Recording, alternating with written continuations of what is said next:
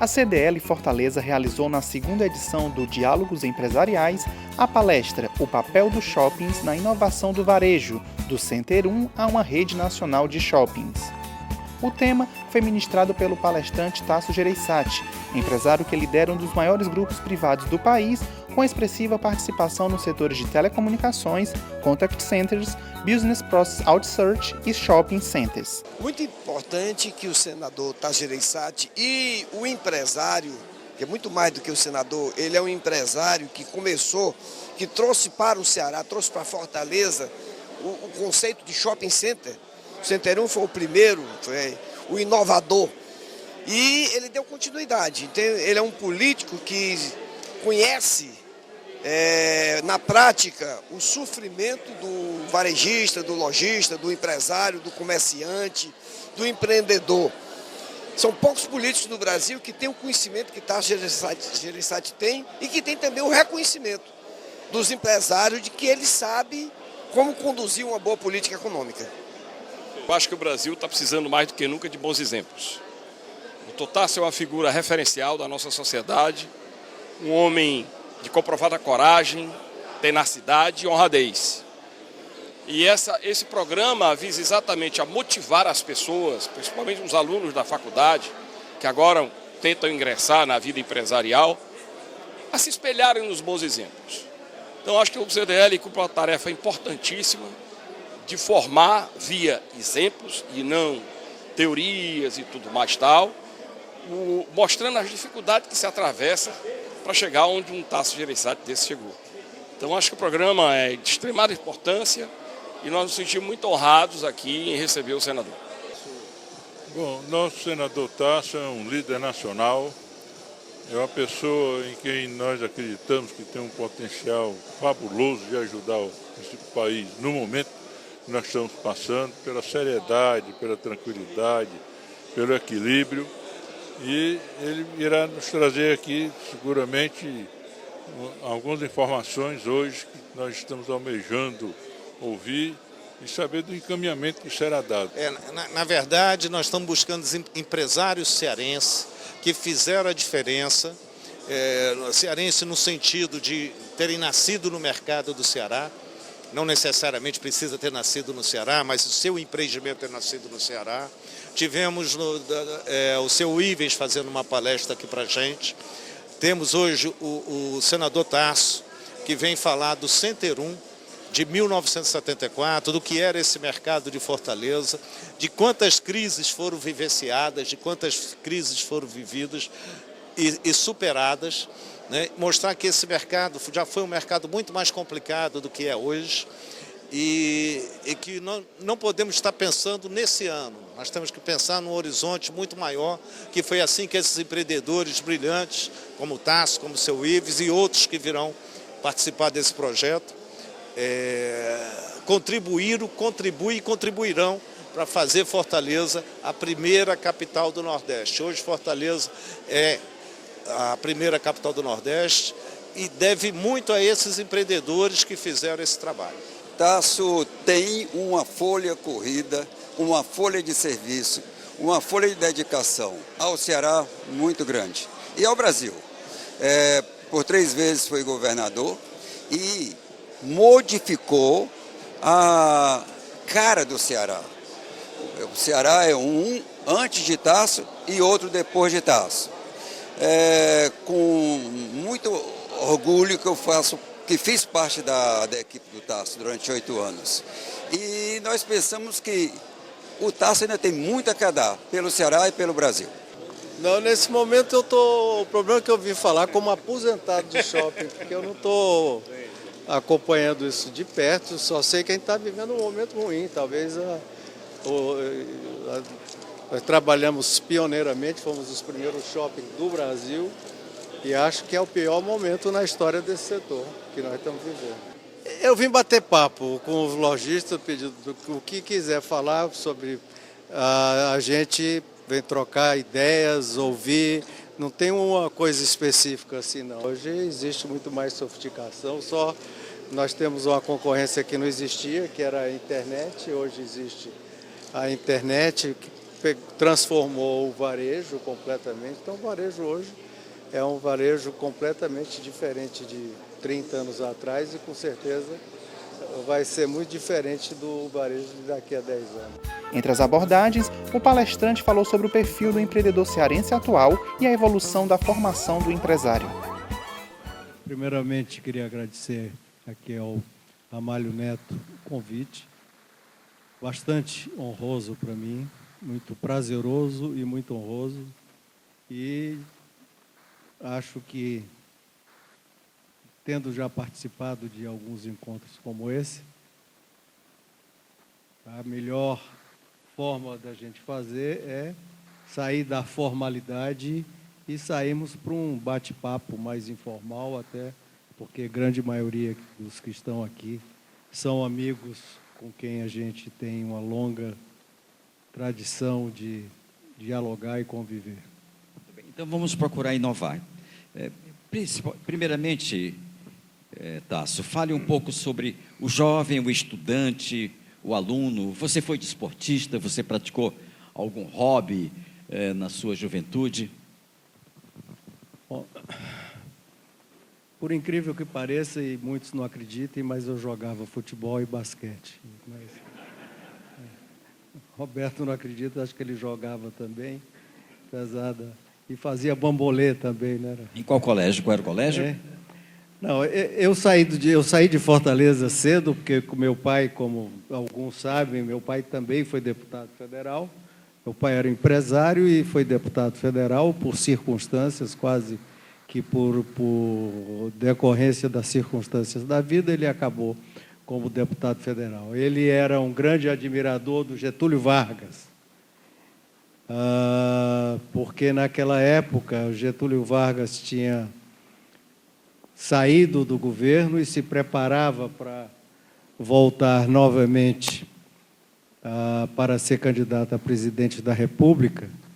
E meu pai tinha um grande amigo chamado Pasqualini, que é um dos fundadores da aeronáutica, homem pioneiro da aeronáutica civil e comercial no Brasil, e um homem muito ligado, gaúcho, muito ligado ao Getúlio Vargas. E meu pai fez uma grande amizade com ele e foi, na volta do Getúlio Vargas, foi instado pelo Getúlio Vargas a fundar o Partido do Getúlio aqui após a Constituinte de 46 e, portanto, o início da redemocratização com a nova eleição para presidente em 1950 e como presidente do PTB e fundador do PTB local, que era o Partido do Getúlio, ele ficou encarregado da campanha do Getúlio Vargas aqui no Ceará. Nessa época, então, 2 anos? Eu tinha 2 anos, 3 anos, me lembro do Getúlio, não depois ele esteve aqui, mas me lembro um pouco dessas, assim como flashes. E Getúlio, então, acabou se envolvendo na política, primeiro para atender um convite do Pasqualini, depois coordenando uma campanha presidencial e, em seguida, foi instado a se candidatar a deputado federal e começou a sua vida política, e assim nós mudamos para o Rio, que era a capital do Brasil. Então, eu estudei no Rio, depois fui para Brasília, quando a capital mudou para Brasília, no início dos anos 60. Meu pai faleceu muito cedo, meu pai. Que Freitas deve ter conhecido ele aqui. Meu pai morreu com 46 anos, muito novo, de um infarte.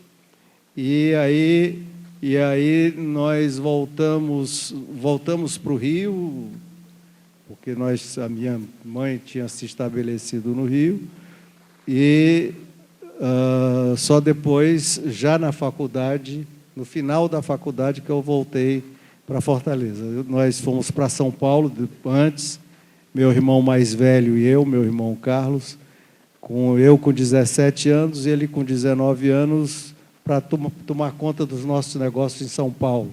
Então, vocês estão ficando adultos, está na hora de trabalhar.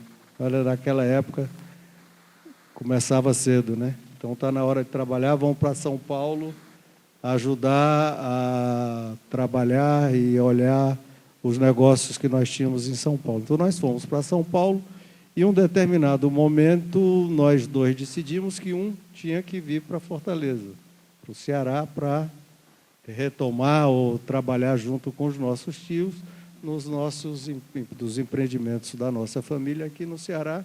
Então, foi aí que nós começamos aqui. Aí começou a minha trajetória aqui no Ceará. E até eu, acho que boa parte, mas eu com 30 e poucos anos também tive infarto. Até lá eu ainda jogava uma pelada também sempre. Professor Fernando. Boa noite a todos, doutor Tássio. Você falou um pouco da sua trajetória empresarial, não é? Hoje, aqui na Faculdade CDL, nós temos 1.000 e poucos alunos já. É uma faculdade muito recente, ela começou em 2008.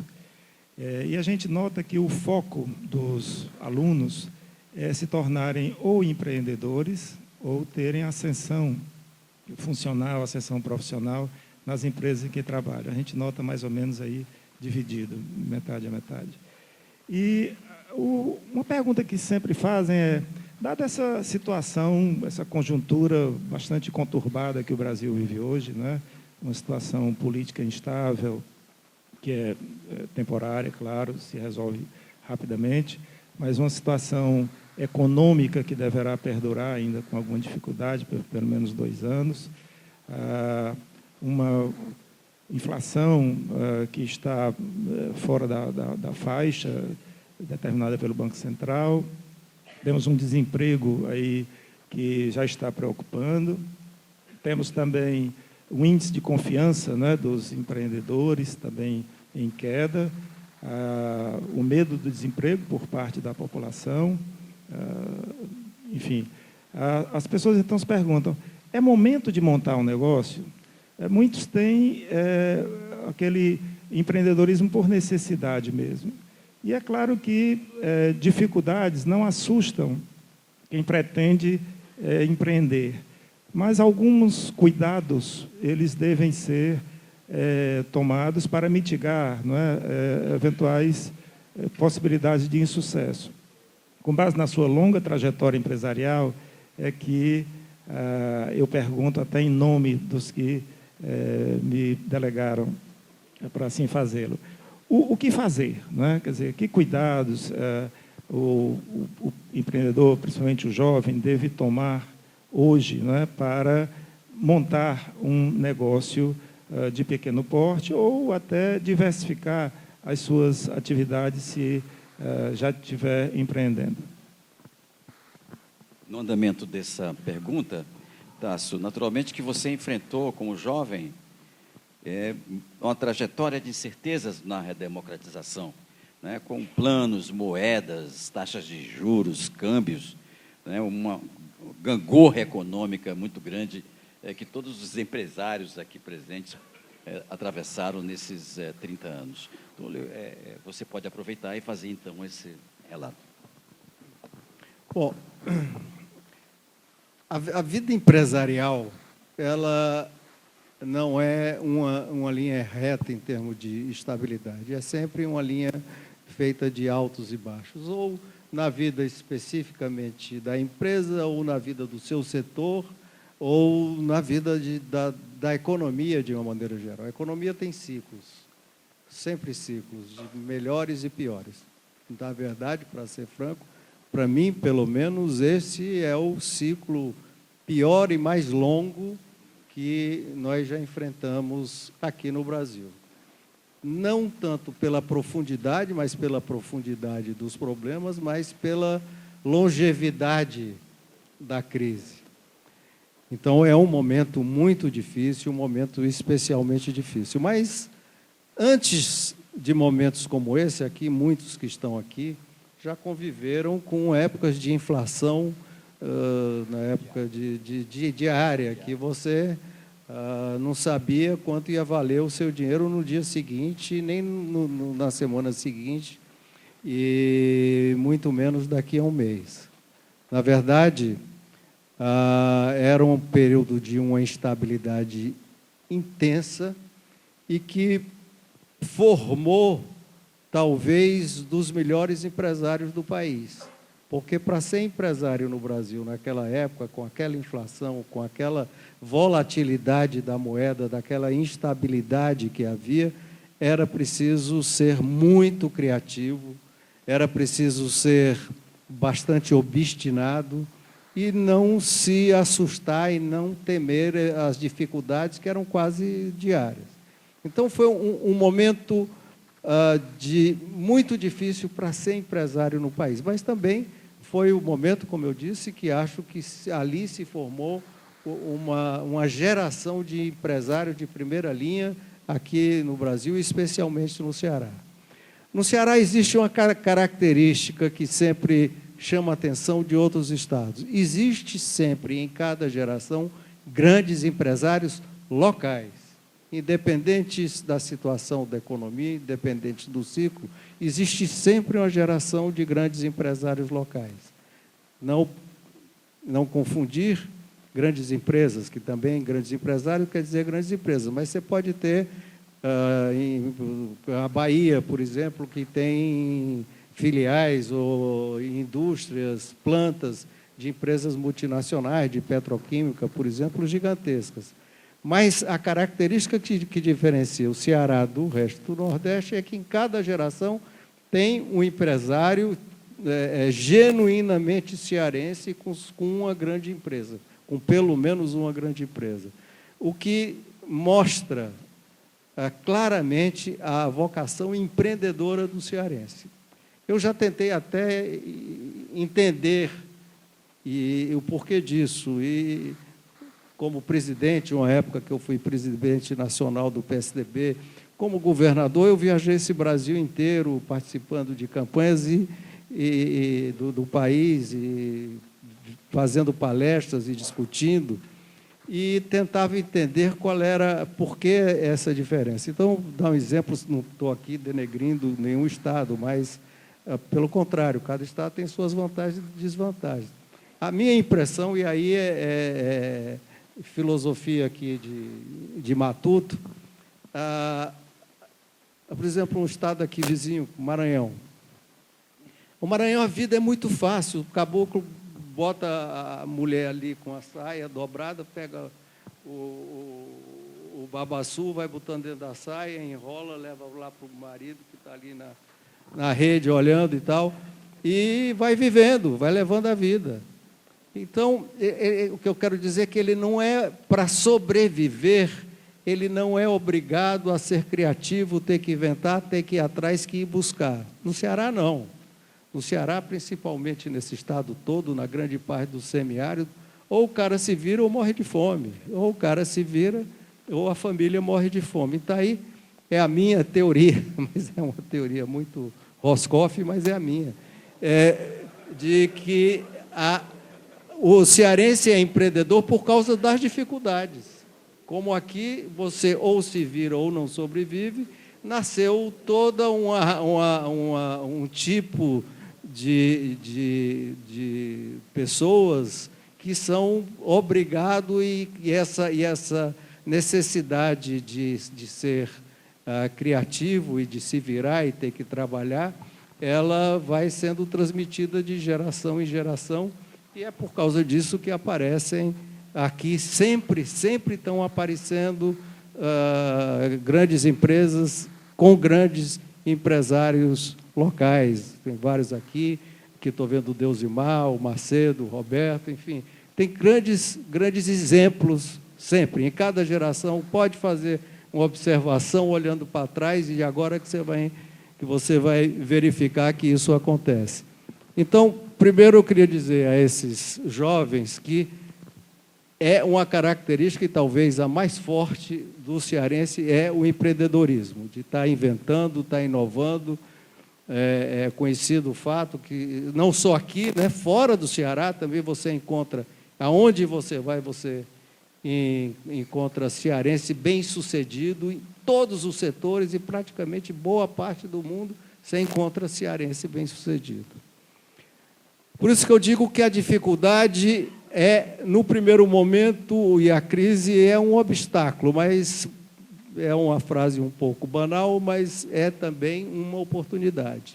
É um obstáculo, mas é uma grande oportunidade. É na dificuldade que a gente vai descobrindo novos caminhos, vai encontrando alternativas, porque espaços, em função até da dificuldade que grandes empresas ou que determinados tipos de setores tradicionais vão se enfraquecendo, vão sendo abertos espaços para para inovações, para ideias diferentes e para experimentações. Não significa que isso seja uma regra de sucesso, porque a atividade empresarial e a atividade do empreendedor tem risco. Não é uma atividade que lhe isenta do risco. E muitos dos grandes empresários, e acredito alguns aqui, inclusive, tentaram uma vez, tentaram a segunda, tentaram a terceira e na quarta explodiram. E a pessoa tem que ir tentando, acreditando, tendo obstinação, tendo garra, que é a característica do empreendedor. No mundo de hoje, você me perguntou que cuidados teria. Para ser, principalmente no início, um empreendedor, principalmente para o jovem, eu vou dizer uma coisa aqui que pode ser mal interpretada, é preciso um pouco de irresponsabilidade. Você, ao criar, ao inventar, ao ser ousado, você precisa ter algum senso que o risco é maior do que você poderia esperar. Então, e aí eu me lembro, falando de shopping center, que quando eu voltei, que eu estava contando a minha trajetória para Fortaleza, e eu tinha feito uma viagem nos Estados Unidos e tinha conhecido os shopping centers nos Estados Unidos, e em São Paulo tinha um shopping center, que era o Shopping Center Iguatemi, que não era da nossa família, era de um grande empreendedor de São Paulo que tinha feito, e que era um sucesso, tinha relativamente recém-inaugurado, e era um grande sucesso. E eu disse, quando eu vou voltar para o Ceará, vou fazer um shopping center lá. O meu irmão mais velho era casado com uma menina que era da família do Raimundo Oliveira, Roberto deve com certeza lembrar, Geritza. E o pai dela morava naquela quadra ali na Santos Dumont, em frente à casa do Fernando Macedo. E a mulher dele comentou que a mãe, o pai dela tinha falecido, que a mãe estava querendo vender a casa. Aí eu disse, eu quero comprar a casa, fazer um shopping center lá. Isso foi uma loucura, né? Porque não tinha comércio fora do centro. E ao explicar a ideia, quando eu me lembro que alguns, acho que a maioria conhece o Center 1, e tem assim uma laje em estacionamento aberto, que é um estacionamento muito pequeno e não tem condições de abrigar toda a clientela que a gente teria que abrigar. Mas, ao fazer esse estacionamento, as pessoas dizem, isso é uma loucura, você vai construir uma laje inteira para fazer, quando você pode estacionar na rua, por que alguém vai deixar de estacionar na rua, que é mais confortável, e entrar naquele estacionamento? Isso é uma loucura. Você não conhece Fortaleza, você está há muito tempo fora, ninguém vai deixar de ir para a rua para fazer o hábito de ir para a rua. Isso é um hábito do fortalezense, ir para a rua fazer compra. Como é que a gente vai, as pessoas aqui não vão deixar nunca, aqui é o grande passeio, ir para a rua. Daí nasceu a ideia de que tinham... Está havendo histórias antigas aqui, muitas pessoas, você não lembra não, que não é dessa época, tinham derrubado a coluna da hora, então de fazer uma propaganda em que falava depois que acabaram com a coluna da hora, a Praça do Ferreira mudou para outro lugar, que era o Center 1, você lembra disso, para dizer que agora ir para a rua era ir para o centro, porque não existia, porque houve uma grande celeuma aqui quando derrubaram a coluna da hora. Acho que todo mundo sabe o que é a coluna da hora aqui? Não, sabe não, né? Só você sabe, o pessoal lá atrás não sabe, não. A coluna da hora era um relógio que tinha na Praça do Ferreira, que era tradicional e que foi derrubado por um prefeito, não me lembro, Zé Walter Cavalcante. E que isso foi um escândalo na cidade. E havia, então, naquela época, muitas pessoas, alguns tios meus, diziam que aquilo era uma irresponsabilidade fazer um monstrengo daquele na Santos Dumont. E aí, quando eu digo um pouco de responsabilidade, aqui contar uma história que o Nazareno não vai gostar, mas eu resolvi dizer, não, nós não vamos. Eu tinha alguns amigos e não vamos pegar uma agência de propaganda tradicional, não, que era o Tarcísio Tavares, que era o grande... A agência de varejo era o Tarcísio Tavares, que fazia o varejo, aquela propaganda bem tradicional do varejo, etc. E haviam 3 amigos que eu gostava muito e admirava muito. Um era o Frota Neto, que tinha acabado de se formar em administração de empresa pela Fundação Getúlio Vargas, em São Paulo, um sujeito muito inteligente e especializado em marketing. O outro era o Guto Benevides, que era o Gutinho, que era um homem de imprensa. Tinha 20 anos e era um homem de imprensa. E o outro, que então formava um homem de marketing, um homem de imprensa e de contato, de relações. Não, mas não era a Luísa, não. O outro era o Mino. E um de criação, que era o Mino. E eu disse, vou juntar os 3 e vou pedir para eles bolarem uma campanha de publicidade, que saiu essa história da praça. Eu vou juntar os 3 e daí eles bolaram para mim todo o lançamento. Mas nessa época, todo shopping, e até hoje, mas na época muito mais, tinha uma âncora, precisava ter uma âncora. No mínimo uma âncora. Tinha normal, tivesse 2 âncoras, mas no mínimo uma âncora. E nós não tínhamos nenhuma âncora aqui disposta a participar daquilo. E eu fui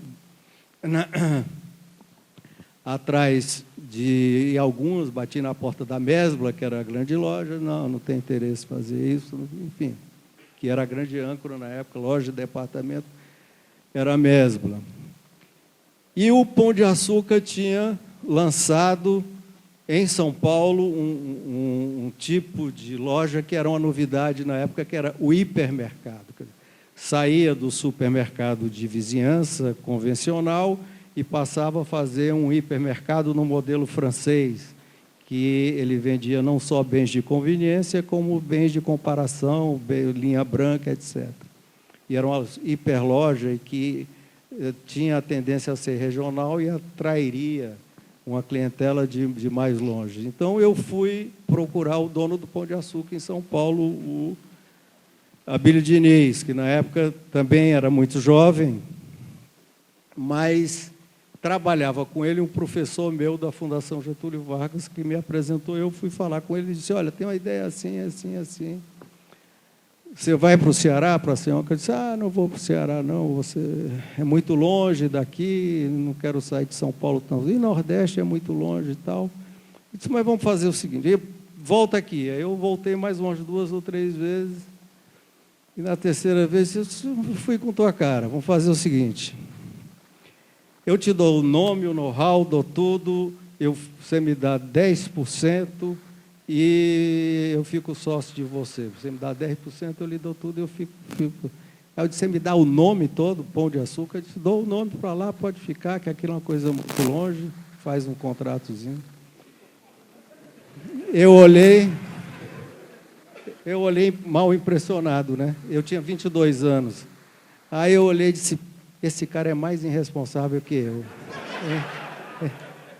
Esse cara vai dar o nome da empresa dele para mim? E, enfim, aí fez e acabou dando certo, mas era Jumbo. Na época a marca era o Jumbo, daí a ideia do elefante, que me trouxe muitos problemas. Que esse trio, não sei se todos conhecem aqui o Frota Neto, não, alguém conhece o Frota Neto, que hoje mora fora há muitos anos, se mudou mora na Suíça, é casado com a embaixadora. O Mino, acho que boa parte conhece. E o Guto, que também acho que boa parte conhece. Quer dizer, o Fota Neto era o menos irresponsável. Era o menos irresponsável. No dia anterior à inauguração, o elefante sumiu. Anterior à inauguração, o elefante sumiu, e fiquei eu feito louco, e o pessoal me ligando, e o elefante sumiu. Onde é que anda o elefante? Nós temos notícia do Guto e o Hermínio andando com o elefante no centro da cidade, andando em cima pararam o trânsito todo no centro da cidade, veio polícia, uma confusão danada, e eu fiquei desesperado com eles dois, quase que demiti eles naquele dia mesmo, mas não dava para demitir, porque a inauguração era no dia seguinte, e eu não tinha ninguém, né? Então, me trouxe muitos problemas, porque o elefante aqui se encostou num muro, numa casa aqui, se derrubou o muro na hora que ele se encostou no muro, o vizinho, o dono do muro, veio me processar, então, no meio da confusão toda. Mas, o que eu estou dizendo, é preciso um pouco de irresponsabilidade. Mas hoje eu diria, aquela época era outra, que precisa muito estudo também. É bom, é fundamental hoje o estudo. Hoje a atividade empresarial é cada vez mais de profissionais, não é mais uma coisa para amadores. Exige muito profissionalismo, exige conhecimentos profundos do negócio que se está fazendo e da atividade empresarial e do mundo como um todo, do mercado, do mundo, da sociedade, do comportamento da sociedade, o que exige uma gama de conhecimento em várias disciplinas diferentes e técnicas bastante que cada dia se sofisticam e se aprimoram mais. Eu aconselharia muito estudo é muito importante nos dias de hoje. Jamila. Boa noite. Boa noite. É engraçado que há uns 5 anos atrás, você esteve na CDL Jovem, não sei se recorda, foi na época, era o presidente Pablo, e essa história do Pão de Açúcar a gente já conhecia, né? Queria até que meus amigos da CDL Jovem levantassem a mão aqui. Tem gente aí, pronto. E na ocasião, até o doutor Pio estava participando aqui da CDL Jovem, ele até falou, poxa, vocês não registraram esse momento, era para ter filmado, gravado, né? O doutor Tasso falando sobre o começo do shopping center, né? Mas hoje a gente está registrando esse momento, viu? Mas, Tasso, eu queria, logo na década de 70, né, você se juntou com outros jovens empresários para discutir sobre política, cenário econômico, né, na SIC. Né, e aqui, como presidente de entidade aqui da CDL Jovem, a gente faz isso semanalmente. Né? A gente toda semana se reúne, traz um convidado, promove essas discussões, seja empresariais, políticas, econômicas. E para a gente, no caso, para mim, é um divisor de águas na minha vida. Né? Antes da CDL Jovem e depois. Eu já estou na CDL Jovem há 9 anos. Então, a gente vê como é muito importante o associativismo, como a gente amadurece, como a gente aprende, como a gente tem acesso às informações, às pessoas, né, as pessoas que, de fato, são relevantes na nossa vida empresarial. E eu queria que você comentasse um pouquinho a importância dessa sua fase, do SIC, né, no associativismo, o que mudou para você nessa época, o antes e o depois, e algum recado aqui para os nossos companheiros aqui de CDL Jovem. Olha, naquela época a gente vivia um outro momento difícil da vida nacional. Nós estávamos no fim de um ciclo de um período militar, de ditadura militar que a cada dia que se passava mostrava e demonstrava que nós tínhamos um modelo por eles implantado que estava sendo exaurido e que não só na economia, mas em relação à privação da liberdade e da democracia, estava, cada dia que passava, trazendo prejuízos muito graves ao país. E que nós, essa geração, passou praticamente a sua fase de estudante vivendo dentro desse período militar, dentro desse período de ditadura militar, e que, principalmente nas universidades e nos colégios de segundo grau, naquele tempo, ginásios, etc., eram muito reprimidos pela ditadura. E os problemas se agravavam a cada dia, ficavam evidentes e a gente se sentia muito incomodado com a total ausência que nós tínhamos de qualquer participação nas decisões do país ou nas discussões, ou até em poder dar opiniões como essa que a gente dá aqui, discute em setores ou em ambientes como esse. Então, nós tínhamos saído, todos nós, naquela época, éramos jovens, naquela época, recém-saídos da universidade, entrando na vida profissional há poucos anos e, portanto, ainda carregando nos nossos mentes e corações o período universitário, as discussões que eram muito intensas na universidade, sobre democracia, sobre liberdade, sobre o Brasil, sobre pobreza, sobre miséria, e aqui no Ceará, especificamente, sobre o Nordeste e o futuro do Estado do Ceará. O Ceará vivia, então, uma época muito difícil, muito difícil. Dentre os estados brasileiros, nós éramos destaque ao contrário. Nós éramos os piores índices de analfabetismo, índices vergonhosos de mortalidade infantil, comparáveis da África. Nós estávamos no mesmo nível dos piores países da África. A situação financeira do Estado caótica, o devedor de todos, devedor de bancos estrangeiros, devedor de bancos no Brasil, inadimplente com todos. E nós começamos a nos encontrar, conversar sobre o nosso futuro e o futuro do Ceará, e nós chegamos a uma conclusão, que se o Ceará não tiver futuro, nós não temos futuro, porque nós não seríamos, eu me lembro muito de uma frase, de um discurso, não haveria jeito de prosperar, e se por alguma circunstância alguém pudesse prosperar, não perduraria, porque era impossível ser uma ilha de prosperidade de um meio, de um mar de misérias. Aquilo era impossível. Então, nós começamos a nos encontrar periodicamente na Federação das Indústrias, ali na Major Facundo. Antigamente era ali na Major Facundo, a Federação das Indústrias. Então, fim de tarde, dia de quinta-feira, dia de quarta-feira, nós íamos nos encontrar para bater papo e discutir. Naquela época, o presidente da Federação das Indústrias era o Zé Flávio Costa Lima, e, na verdade, o dono do prédio da Federação das Indústrias era o SIC, que era a entidade mais antiga do Estado, era o SIC, Centro das Indústrias do Ceará. A Federação das Indústrias tinha vindo depois. E, portanto, a Federação das Indústrias usava o prédio do SIC para funcionar, mas o prédio era do SIC, e, em função da Federação das Indústrias ser muito mais rica, porque tinha recursos oficiais dos impostos, etc., o SIC tinha desaparecido, existia ainda formalmente, tinha um determinado patrimônio, como esse prédio, mas tinha desaparecido porque ele não desaparecia antes da importância da Federação das Indústrias.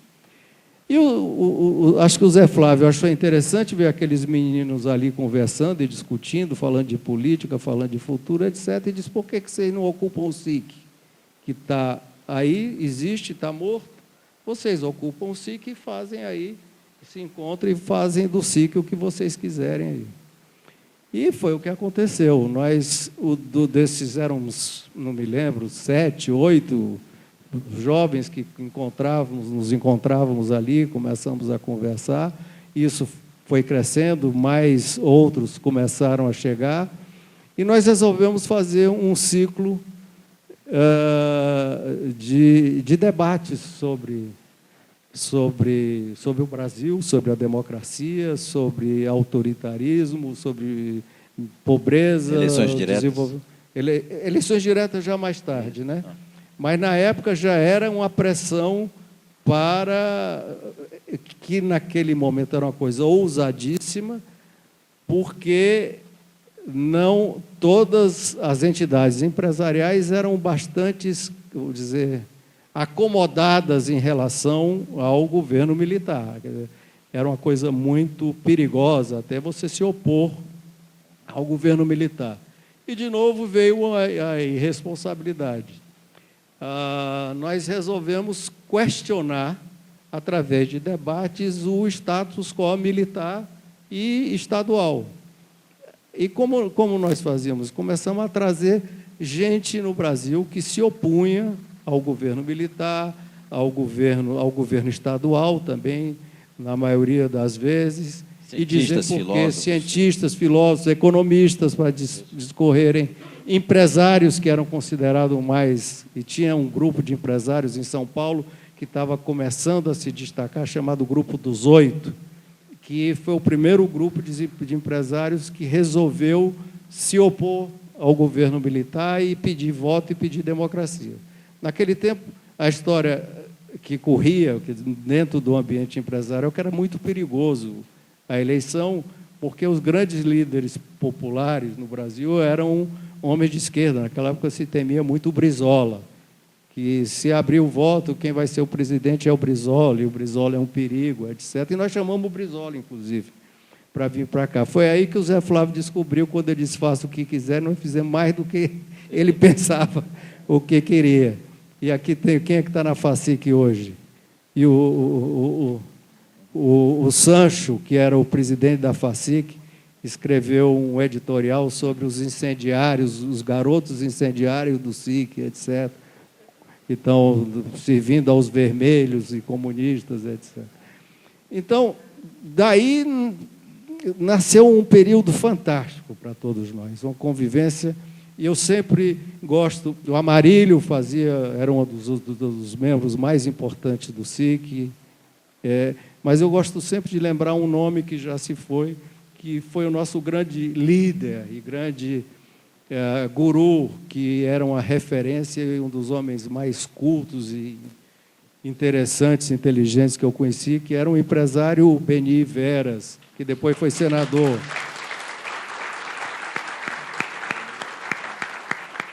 O Beni, na época, era o diretor-presidente da Guararapes, que era a maior fábrica de confecções aqui do estado do Ceará, em uma empresa extraordinária, e que ele transformou aquilo num grande sucesso.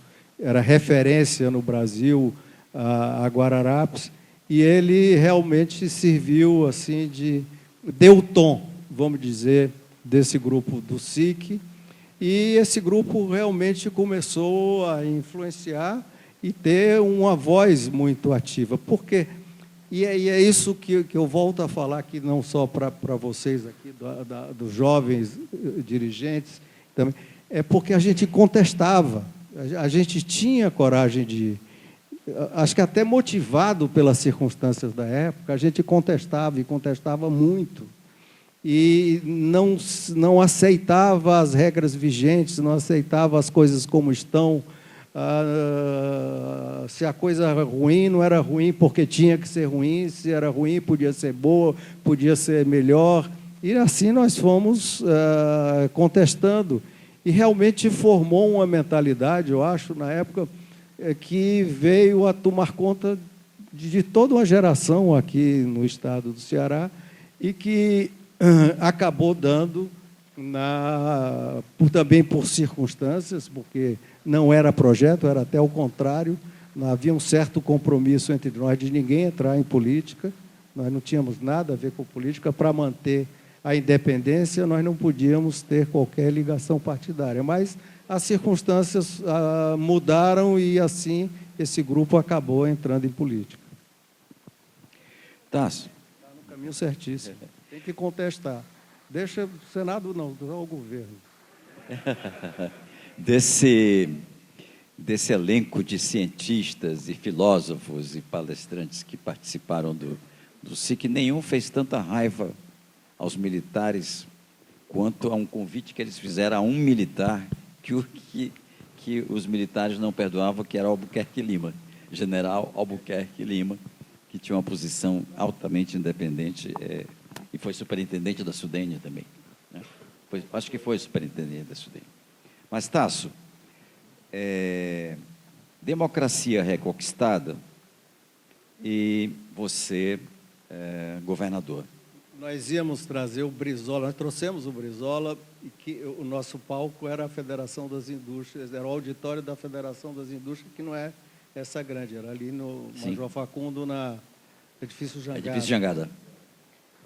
E na hora que o Brizola chegou e que nós fomos entrando no prédio, apagou a luz do prédio toda. Tudo no escuro ali, pegou a luz e nós tivemos que sair e tinha um auditório ali perto, eu nem me lembro de quem era, um pequeno auditório ali perto, improvisado, que nós tivemos que sair, porque só voltou a luz quando o Brizola foi embora. Tasso, empreendedorismo, incentivos, Sudene, Banco do Nordeste, a gente gostaria de ter um pensamento seu sobre o Nordeste, sobre como empresário, como político, como é que você vê hoje a questão nordestina, não é? Nos anos 70, Fortaleza com 872 mil habitantes e os incentivos fiscais, a Sudene cumprindo um papel importante do ponto de vista de fomentar a industrialização através de incentivos. O PIB do Nordeste era alguma coisa incipiente, não é? Diante do que o Nordeste representa hoje no PIB nacional.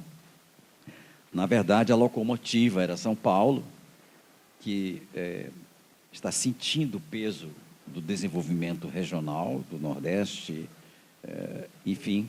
Como é que você vê esse novo papel da política e dos empresários com relação à nossa região? Nós precisamos tomar cuidado com as conquistas que nós já tivemos, podemos conquistar mais ainda.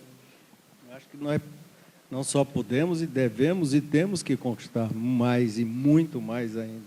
Eu acho que o Nordeste tem, nos últimos anos, um enfraquecimento muito grande, na minha visão. E aí se louvem as antigas gerações de políticos, mas nós tínhamos sempre uma bancada do Nordeste muito unida, desde a época de Virgílio Távora e outros, muito unida, e que faziam as reivindicações em conjunto para o Nordeste. Sabíamos conviver internamente dentro do próprio Nordeste e trouxemos para cá grandes conquistas, como o Banco do Nordeste, que o Banco do Nordeste tem um papel fundamental, principalmente aqui no estado do Ceará, no Nordeste inteiro, mas no estado do Ceará ele tem um papel fundamental, porque além de ser um grande banco de fomento que financiou indústrias, varejo, serviços, agricultura, que sem ele hoje não existiriam no Estado, teve o papel também de formação de pessoal. Nós temos toda uma elite de técnicos, economistas do Estado do Ceará, que são originários do Banco do Nordeste, ou de uma maneira ou de outra se desenvolveram ao redor do Banco do Nordeste. Então, esse papel é mais importante para mim até do que o papel de financiador. E eu me lembro que em muitas dessas empresas, principalmente daquela época, boa parte dos executivos que iam para grandes empresas eram oriundos do Banco do Nordeste, técnicos oriundos do Banco do Nordeste, e, portanto, nós tínhamos aqui no Ceará um nível de profissionais executivos acima do Nordeste e muito bem qualificado em relação a São Paulo. O poder de concentração dessa época para cá do Estado de São Paulo, cresceu muito. Porque São Paulo era a grande terra da indústria, a indústria era São Paulo. Toda a concentração, as grandes indústrias, a origem da indústria brasileira, a partir da poupança do café, etc., foi no estado de São Paulo. Nos últimos anos, no entanto, além da indústria, foram para São Paulo o Centro Financeiro Brasileiro. Se vocês lembrarem aqui os mais antigos, nós sempre tivemos bancos locais, bancos regionais.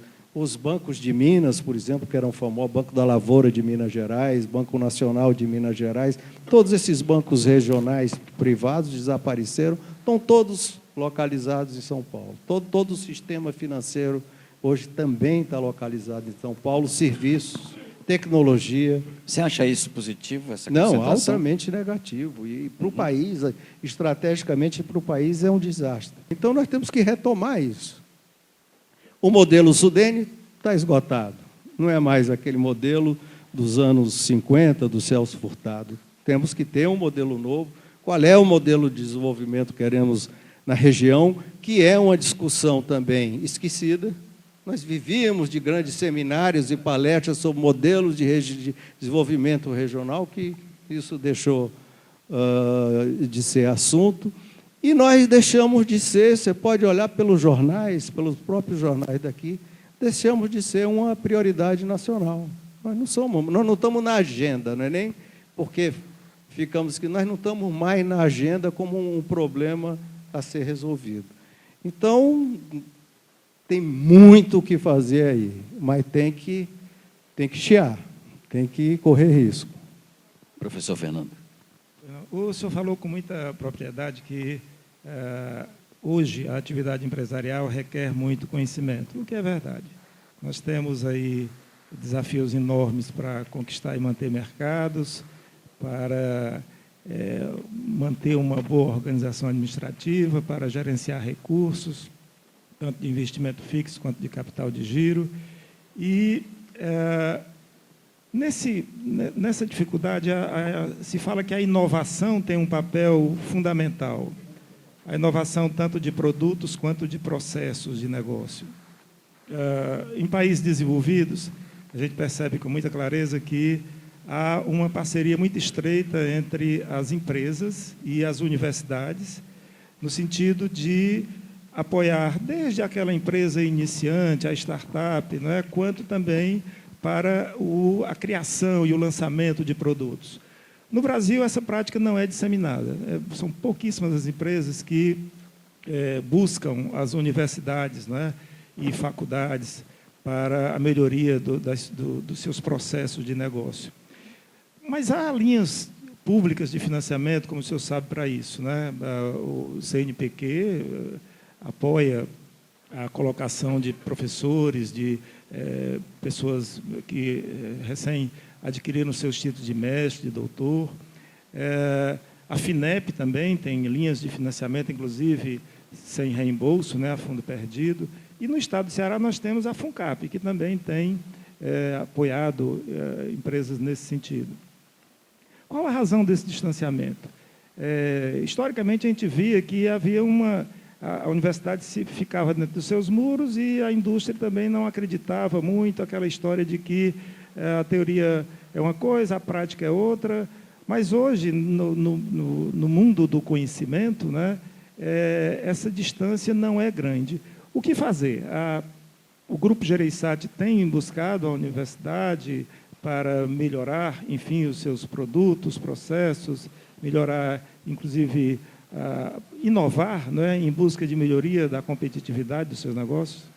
Antes da sua resposta, Tasso, nós já vamos com mais de 1 hora na nossa conversa. E parece que é 10 minutos que nós estamos. E minha mulher não dorme enquanto eu não chegar. Sou filho único. Isso lembra o sambinha, não lembra, Tasso? Isso lembra o sambinha. Mas com toda certeza você estaria premiando a todos nós se nós pudéssemos continuar nessa nossa conversa. Podemos continuar? Pois não. Então, a pergunta do professor. Não, aí é uma diferença cultural enorme.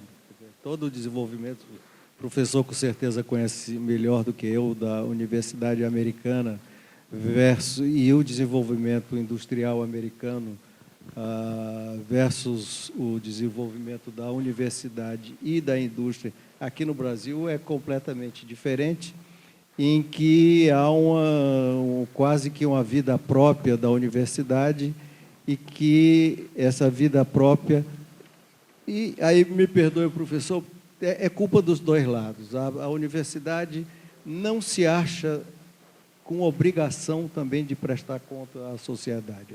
Vive como se fosse principalmente a universidade pública, e a universidade privada também, mas a universidade pública, de prestar conta à sociedade daquilo que faz, o que vem desenvolvendo, e até de mostrar o seu lado positivo do que tem, que se faz de bom ali dentro daquela instituição.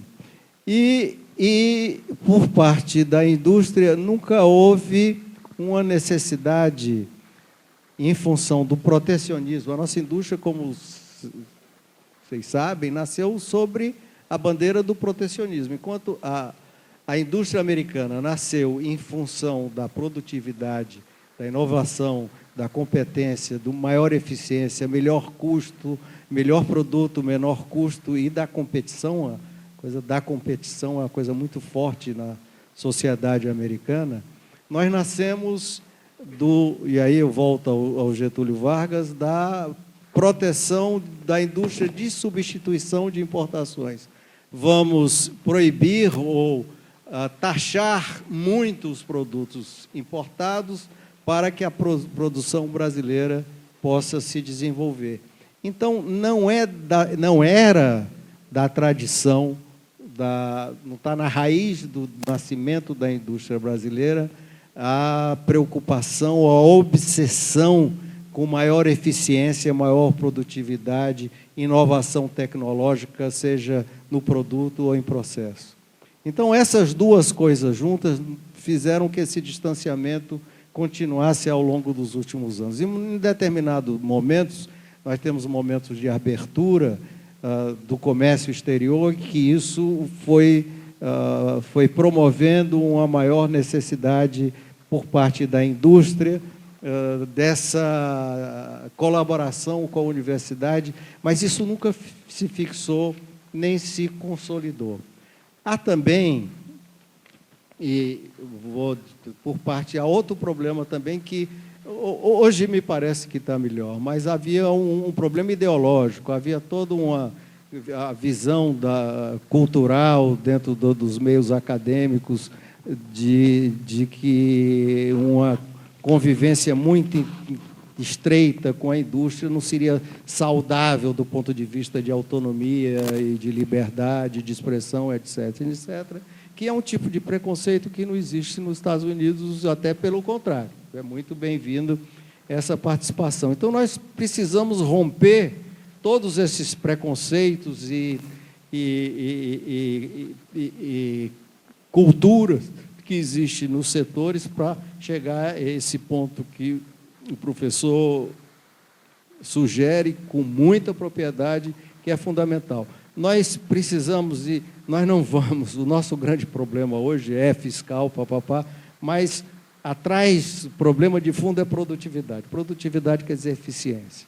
O Brasil é um país com um dos menores índices de produtividade do mundo. Nós não somos competitivos. Enquanto nós não formos competitivos, nós não vamos ser um país moderno. Nossos produtos vão ser caros e de qualidade pior. E, portanto, nós vamos viver numa condição de pouca prosperidade. Foi um prazer enorme, muito, muito gostoso estar aqui com vocês, que, infelizmente, pelas nossas obrigações como senador em Brasília, a gente tem tido muito pouco esses contatos. Mas é muito bom, e essa acolhida extremamente fraternal e carinhosa que vocês me dão aqui é uma motivação muito grande. Mas só para não acabar assim, ele se emocionou aqui, mas com a história engraçada do Mainho. O Mainho era um dos subversivos mais típico do Ceará. Ele era subversivo, então qualquer coisa a Revolução vinha e prendia o Mainho. Jornalista da última hora. Um jornalista, gente boníssima, não tinha nada de comunista, gente fina. E ele era bem magrinho, né? Bem magrinho, fraquinho. Mas gostavam de prender o Mainha. Então ele já sabia que fazia parte do catálogo, do protocolo da ditadura, que estourava um negócio, vai ali e pega o Mainha. Então ele contava, estourava. Eu me lembro um dia que estourou uma bomba numa banca de revista na Avenida Paulista, em São Paulo.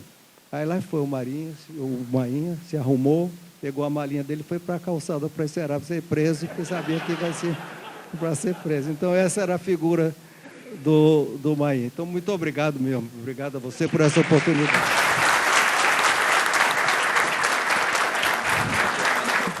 Por favor, eu peço só mais um minutinho da atenção de vocês, gente, nessa noite tão especial, porque agora eu convido, por favor, permaneça ao auditório, que eu convido agora o presidente da CDL de Fortaleza, Severino Ramalho Neto, e o diretor acadêmico da Faculdade CDL, professor Fernando Xavier, para entregar a láurea de reconhecimento da Faculdade CDL ao empresário e senador Tasso Gereissati. Nós vamos fazer agora um minuto para a foto oficial, por favor.